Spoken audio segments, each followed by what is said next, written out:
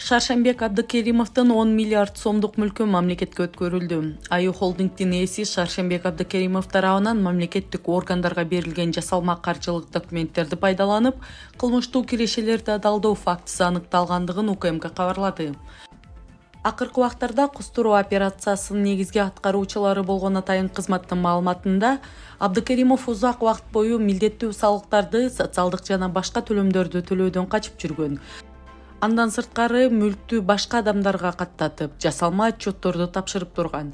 Жыйынтыгында Шаршембеков тарабынан мамлекеттин балансына жалпы наркы 10 миллиард сомдон ашкан ири соода оюн-зоок борборлору, өнөр жай базарлары жана коммерциялык жайлар өткөрүлдү.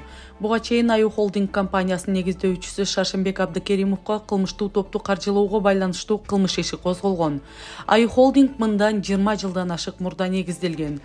Курамына 30дай ар түрдүү багытта иштеген компаниялар кирет. Алардын арасында Аю курулуш, Аю грант, Аю лизинг, Аю гарант, Токмок бус, Ак сарай жана башкалар. Анын негиздөөчүсү ишкер Шаршембек Абдыкеримов азыр издөөдө жүрөт. Анын кайда экендиги белгисиз. Бишкектин 1-май райондук соту 2024-жылдын 17-апрелинде Аю холдингке байланыштуу козголгон кылмыш иши боюнча Аю компаниясынын директору Тыныбек Исаев баш болгон 5 кызматкерге өкүм чыгарган. Кустуризация темасын улайлы жалпысынан УКМК төрагасы Камчыбек Ташиевдин айтуусу боюнча ушул жылдын 6 айында мурда кийин жеке менчикке мыйзамсыз өтүп кеткен 200 миллиард сомдук мүлк мамлекетке кайтарылганы билдирилди. Бул тууралуу Атайын кызматтын төрагасы Оштун Ноокат районунун Кулатов айыл аймагынын эли менен жолугушууда айтты. Камчыбек Ташиев УКМК убагында мыйзамсыз же арзан эле сатылып кеткен мамлекеттин жерин, имарат, завод, фабрикаларды мамлекетке кайтаруу иштерин улантып жаткандыгын, жылдын аягына мамлекетке алынган мүлктөрдүн баасы 300 миллиард сомго чейин жетиши мүмкүн экендигин кошумчалады. Демек, бул деген кустуризация дагы уланат дегенди билдирет. Атамбаевдин уулу менен Марат Тагаев айтышты. Акыркы 2-3 күн ичинде Кой Таштагы мурдагы президент Атамбаевдин үйүн мамлекетке алуу аракети болуп келет.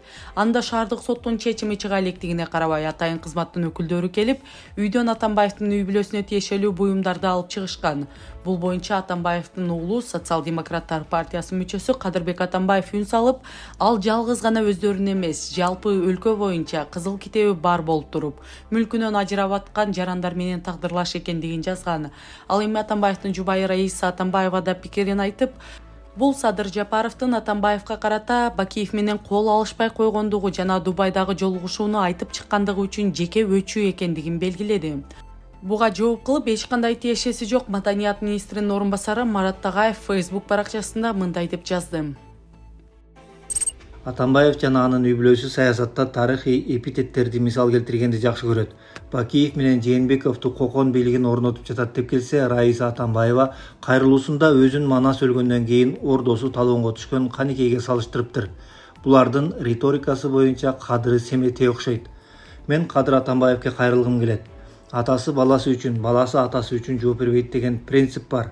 Ошондуктан Алмазбек Атамбаевдин 10 жылдык башкаруусуна сени эч ким айыптабайт. Бирок атасынын кылмыштуу мурасын коргоп, бузуку сөзүн кайталап жаткан баласына өтмүштү эскертип койбосо да болбойт. Акыркы мезгилде Алмазбек Атамбаевдин Бакиев деген чайналган эски кассетасын кайра айлантканга аракет кылып жатасыңар. Бакиев темасы азыркы Кыргызстан үчүн Атамбаев сыяктуу эле актуалдуу эмес. Ал өткөн тарых. Жашаса 2-3 кишинин оорулуу оюнда эле жашайт. Ошондуктан шизофрениянын жашарышына жол бербейбиз. Чындап келгенде Алмазбек Атамбаев Курманбек Бакиевке тарыхый талашты уттурду. Атамбаевди мураскери Жээнбеков камаган. Үй мүлкүңөр силер элдин эркине каршы жетелеп келген мураскеринин тушунда эле конфискацияланган. Кыргызда айтат, машаяктын уулу болсоң дагы деп. Кыргыз элинде акыңар калган жок, мыйзамды сыйлап тынч жашагыла. Ага Кадырбек Атамбаев мындай деп жооп калтырды. Кадырбек Атамбаев, Маданият министринин орун басары Марат Тагаевга жооп. Урматтуу Марат мырза, сиз Алмазбек Атамбаев президент болуп турган учурда журналист болуп, кайсы жерден болбосун каалаганыңызды айтып дайыма сынга алчусуз. Ошого карабастан жалган айтканыңыз үчүн эч ким сизди түрмөгө жапкан эмес. Муну мен кубануу менен белгилеп кетким келет. Бүгүн болсо Атамбаев убагында сөз эркиндиги менен демократия жок болду деп ар буручта кыйкырган сиз азыр Маданият министрлигинде кызмат өтөп, бардык ЖМКларды жабууга жетекчилик кылып, кечээги кесиптештериңиздин камалышын колдоп жатасыз. Ар ким өз иши менен алектениши керек. Биздин үй-бүлөнү каралап жазганыңыз үчүн гана жогорку кызматты ээлеп отурушуңуз бул ыплас жана уят иш. Эл Бакиевди унутту, Бакиев Атамбаевди жеңди деген сөздөрүңүз өлкө үчүн уят. Бүгүн айбири жоктордун укугу бар. Айбири барлардын укугу жок болуп турат. Демек, сенин эч кандай укугуң жок деген дооңузда менде айбир бар экенин эң ачык далили. Биз үчүн эң башкысы бул ар намыс, кадыр-барк жана чындык. Укук коргоочу Камил Рузиев акча опузалоого шектелип кармалды. Тергөөнүн версиясы боюнча ал шериги менен бир аялдан анын уулуна кылмыш ишин козгобоого жардам берүү үчүн 155 000 сом талап кылган. Рузиев параны алып жаткан жеринен кармалган. Ысык көл облустук ички иштер башкармалыгынын маалыматына караганда 1 сентябрь күнү Каракол шаардык ички иштер башкармалыгына 1987 жылы туулган жаран арыз менен кайрылып, ЭМ жана РК аттуу эки адам баласына байланыштуу маселени оң жагына чечип берүүгө көмөктөшүүнү убада кылып, чоң суммадагы акча каражатын талап кылгандыгын билдирген. Тергөө версиясы 4 сентябрда арыз ээси ЭМге 30 000 сом акчанын бир бөлүгүн которгон. 11 сентябрда 125 000 сом өлчөмүндөгү акчаны которуп жатканда кылмышка шектүү ЭМ жана РК Камил Рузиев кармалып, жеринде иликтөө иштери жүргүзүлдү. Кылмыш ишине тиешеси бар адамдар кармалды деп айтылат маалыматта. Эскерте кетсек, Рузиевди 2020 жылы да кармашкан. Ал кезде ага документтерди жасалмалоо жана алдамчылык беренелери менен айып тагылган. Кийин алдамчылык беренеси менен алынып салынып, 2020 жылы июнь айында президент Сооронбай Жээнбековго кайрылган. Натыйжада Кыргызстандын жогорку соту аны актап чыккан. Албетте, ал укук коргоочулук аракеттери үчүн анын Караколдогу укук коргоо кызматкерлери тарабынан ар кандай буттосууларга туш болуп тургандыгын Рузиев дайым эле жазып келген. Бул боюнча клуб басылмасы мындай деп жазып чыкты. Клубтун маалыматы. Рузиевдин жакындарынын айтымында зордуктоого шектелген МО атты жарандын апасы ишти жаап коюу үчүн кыздын тайекесине жана укук коргоочуга акча сунуштаган. Милиция мындай кылып койду. Бөйрөктөн шыйрак чыгарып, ал жабырлануучунун тарапкерлери менен акча талап кылгандай көрсөтүштү, дешет Рузиевдин жакындары. Кыздын тайекеси да кармалган. Ушундай эле пикирди журналист Бөрүбек Кудаяров да тастыктап жазган. Журналист Бөрүбек Кудаяров. Камил байке зорукталган кыздын ишин жүргүзүп жаткан. Шектүүнүн туугандары 150 000 сом сунуштап, ишти жаап коюуну көздөшкөн. Бирок милиция аны тескерисинче опузалоо кылмышы катары жасалмалап койгон. Натыйжада Рузиев менен кошо кыздын тайекесин да камап, ал эми шектүү өзү бош жүрөт. Ташиев токтогулдуктарды бөлүнбөөгө чакырды. Камчыбек Ташиев 14 сентябрда жумушчу сапары менен Жалал Абад облусунун Токтогул районуна барып, жаңы футбол стадионунун ачылышына катышты. Камчыбек Ташиевдин айтымында ал жергиликтүү жетекчилер менен жолугушуп, шаардагы абал менен таанышып, алдыдагы пландарды белгилеген. Вице-премьер районго жаңы социалдык объектилер курулаарын билдирди. Камчыбек Ташиев, биз Токтогул районундагы бир катар маселелерди белгиледик жана аларды чечүүнү пландап жатабыз. Биринчиден, бул жерге жаңы оорукана курулат. Экинчиден, балдар үчүн реабилитациялык борбор ачылат. Үчүнчүдөн, 2019 жылы мектеп куруу пландалган экен. Жер бөлүнгөн, бирок иштер башталбай калган. Ошол тилкеде 750 окуучуга ылайыкталган заманбап мектеп салабыз. Жанында 150 балага эсептелген бала бакча да болот. Мындан тышкары шаардын бардык ички жолдору асфальтталат. Биз башкача бөлөкпүз деген ойдон алыс болушубуз керек. Баарыбыз Жалал Абад облусун бирге өнүктүрүшүбүз керек. 400 000 доллар пара талап кылган УКМКнын мурдагы кызматкери кармалды. УКМК Камчыбек Ташиевдин атын пайдаланып, кылмыш жоопкерчилигинен бошотууга көмөктөшүүнү убада кылып, кыргызстандыктардан 400 000 доллар алган адамдардын тобуна аныкталгандыгын, анын ичинде укук коргоо органдарынын кызматкерлери да бар экендигин билдирди. Буга чейин бул иш боюнча шектүү 130 000 долларды кайтарып берип жаткан жеринен кармалган. Ал УКМКнын мурдагы кызматкери АЭ экендиги аныкталган. Коргоо министрлигинин кызматкерлери пара менен кармалды. Улуттук коопсуздук боюнча мамлекеттик комитети Коргоо министрлигинин лейтенанты менен майорун кармады. Алар кой таштамашыгуудан өтүп жаткан аскерге чакырылгандардан акча талап кылган деп шектелүүдө. Атайын кызматтын маалыматы боюнча кызматкерлер 1000 сомдон 50 000 сомго чейин талап кылып, аскерлерге кыска мөөнөттүү эмгек өргүүсүнө жана телефон колдонуу мүмкүнчүлүгүн беришкен. Кылмышка шектүүлөр кармалып, Кыргыз Республикасынын УКМКсынын СИЗОсуна камалды.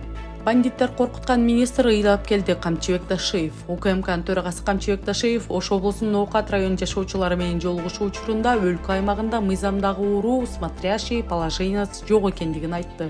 Ошондой эле Ташиев өз сөзүндө бандиттердин башчысы коркутуп жатат деп ыйлап келген министр тууралуу да айтып берди. Ал министрди өзү калкалап, аягында үй бүлөсүнө зордук көрсөтөм деген бандит жок кылынгандыгын айтты. Мындан 2 жыл мурун мага бир министр ыйлап келди. Айы кече мага бир бандиттердин чоңу чалып, видео кызып менен чалдырып ала койсо эле ошол экенди. Прям айтып атат мага. Эртең муну кылбасаң, бала чагаңды карайсың, башканы карайсың, көрөсүң азабын тартасың деп коркутту. Мен иштеп ойлоп коеюн, заявление жазып кетип калайын деп ыйлап келиптир магачы. Мен шундай айткам, токтоп тур, коркпо сен коркпо, сен мына мен сени караймын деп жүрүп акыры ошол бандиттердин баарында жок. Эл үмүтү стипендиясынын айланасында быйыл да чыр чыкты. Быйыл Гарвардда билим берүү технологиясы боюнча магистратурага өткөн Жылдыз Арыстанбекова өз Facebook баракчасына мындай деп жазган. Жылдыз Арыстанбекова: менин Гарварддагы окуума эл үмүтү стипендиясын беришкен жок. Аны менен катар быйыл эл үмүтүн дүйнөдөгү топ 100 окуу жайга кирбеген кандидаттар да алышкандыгы тууралуу кабарым бар. Жакында эле Гарвардга өткөнүм тууралуу кубанычтуу кабарды сиздер менен бөлүшкөн элем. Бул окуу жайга билим берүүдөгү көйгөйлөргө чечим издөө жана инновацияларды Кыргызстандын билим берүүсүнө алып келүү максаты менен окууга бара жаткам. Бирок азыр окуумду улантуум чоң риск алдында турат. Себеби окуумдун чыгымдарын жаап берет деген терең ишеним менен тапшырган эл үмүтү стипендиясын мага берүүдөн баш тартышты. Албетте өкүнүчтүү.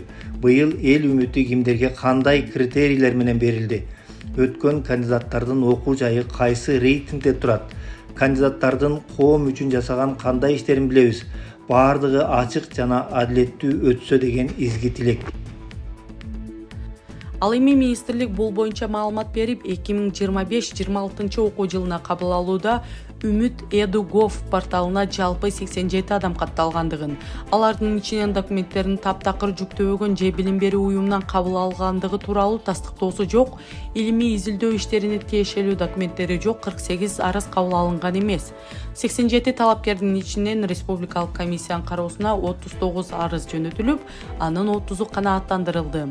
9 арыз четке кагылгандыгын маалымдады.